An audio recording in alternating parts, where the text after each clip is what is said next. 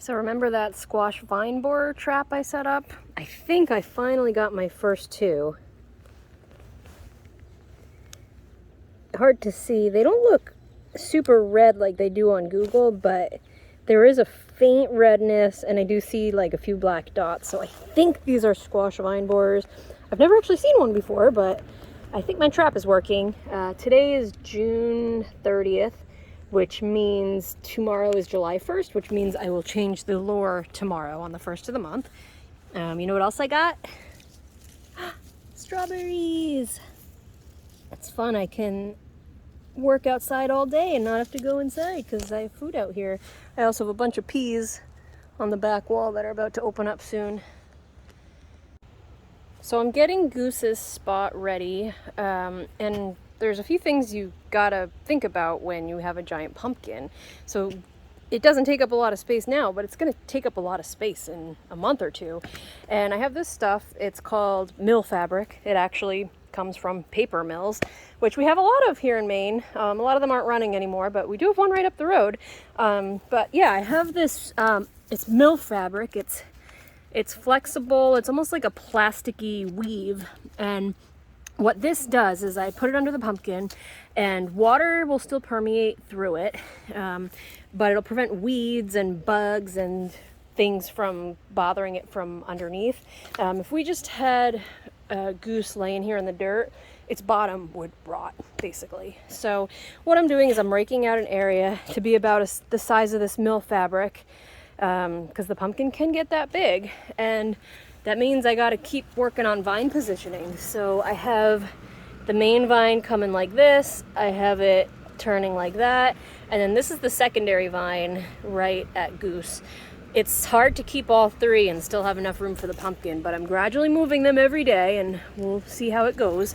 So I was moving this dirt back to get it flat, and look at this huge root that I noticed that came from here. I did disturb some roots in the process, but what I did was I kind of recessed it a little because I am on a hill, and what's going to happen is when Goose grows, this stem is going to keep lifting up as it grows, and that means it's going to lift up these vines as it grows. So I am going to have to remove this pot and unhook those roots at some point because this vine has to be able to move with the pumpkin. So if I recess this a little bit, it'll give a little bit more time before I have to remove those roots because they're so essential in getting water and nutrients to the pumpkin. So I'm gonna do all this without the camera running, but I'll show you my final product and we'll go from there. All right, so I got everything all set up. I think this is the final position. I'm not quite sure yet. The issue is I may not keep this part of the main vine because it ends there. And if I don't keep it, then the pumpkin should be shifted more this way, and then everything else will have to be shifted. So we're gonna see how this goes, and we're gonna see if we can bend both of these back a little to give the pumpkin some room. I may not have left enough room for the pumpkin to grow forward, but I don't really want to mess with all that stuff up there quite yet. So I'm happy with how this is. Goose is 10 days after pollination. You'll hear the word DAP a lot, D-A-P. That stands for days after pollination. So he's DAP 10 or 10 DAP.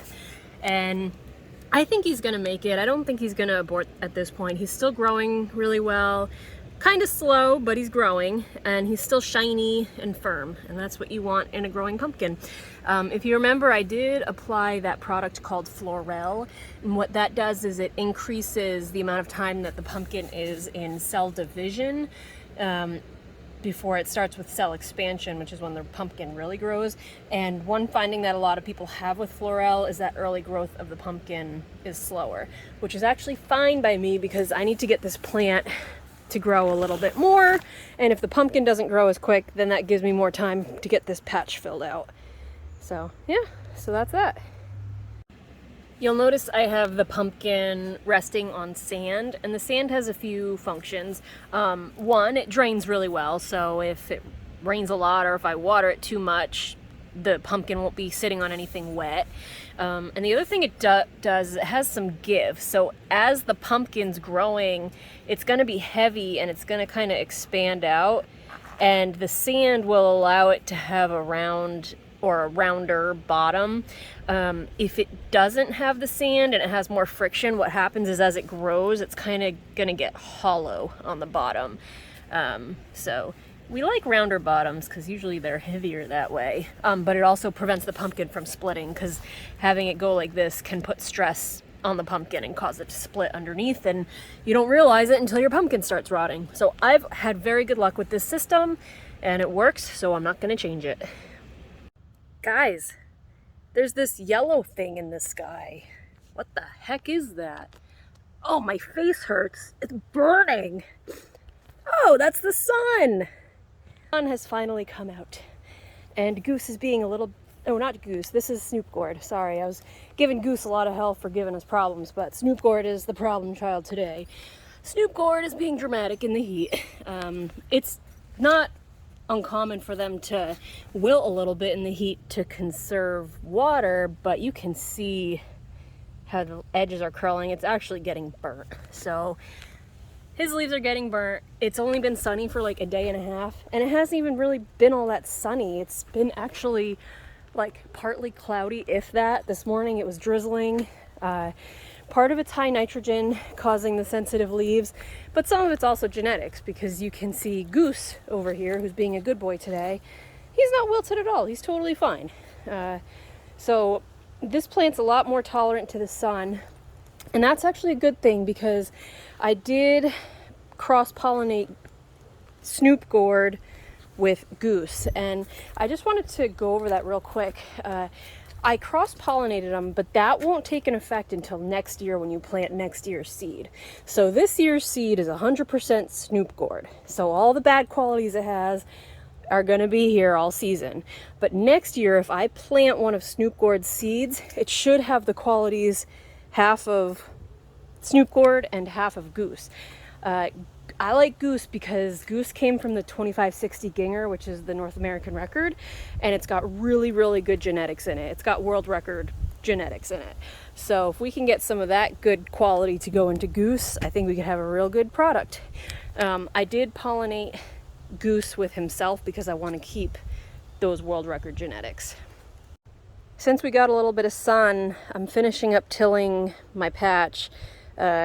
Snoop Gourd was already growing into a part that I had to till, so I had to move his vines a little bit. So this part's tilled. The soil's still a little wet, but it's gonna rain again tomorrow and for another week, so I gotta get it done today. So I got that part tilled. I have a little bit there to do, and I have a little bit over here to do, and then I got a little bit on the other side over here to do. So I'm gonna do all that today, and you can see all my peas. My peas are, actually some of them are ready. So exciting. I love gardening.